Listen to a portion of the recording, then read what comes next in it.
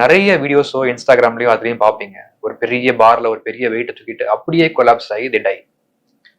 அவங்கள ஹாஸ்பிட்டலுக்கு எடுத்துட்டு போறதுக்கு கூட they don't give the time. அந்த டயத்திலேயே they will collapse. ஸோ அதெல்லாம் ஏன் நடக்குது, என்னென்ன காரணங்களால அது நடக்குது அப்படின்னு கேட்டீங்கன்னா, ஃபர்ஸ்ட் ரீசன் வில் பி ரத்த குழாய் அடைப்பு தான். கொரோனரி ஆர்டரி டிசீஸ்ன்னு சொல்லுவோம். ஹார்ட்ல வந்து எக்ஸஸா ஸ்ட்ரெனுவஸா நம்ம எக்ஸசைஸ் பண்ணும்பொழுது மசில் வந்து லோடு அதிகமா எடுக்கும் பொழுது ஒரு நேரத்துல சாதாரணமா துடிக்கும் பொழுது ஒரு குறிப்பிட்ட பெர்சன்டேஜ் ரத்தம் அதுக்கு தேவைப்படுது. சடனா நீங்க ஸ்ட்ரெனுவஸா இன்க்ரீஸ் பண்ணும்போது ரொம்ப அதிகமா அது ஒர்க் லோடு பண்ணும். அது டயத்துல ரொம்ப அதிகமா ரத்தம் போகும்.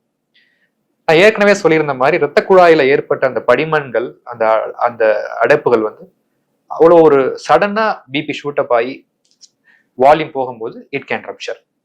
அந்த மாதிரி ரப்சர் ஆகும்போது ஹார்ட்டுக்கு மெஜாரிட்டி ஆஃப் த மசிலுக்கு வந்து ரத்த ஓட்டம் போகாம தடைபட்டு போய் அந்த டயத்திலேயே வந்து துடிப்பு நின்று போய் கொலாப்ஸ் ஆயிடுவாங்க.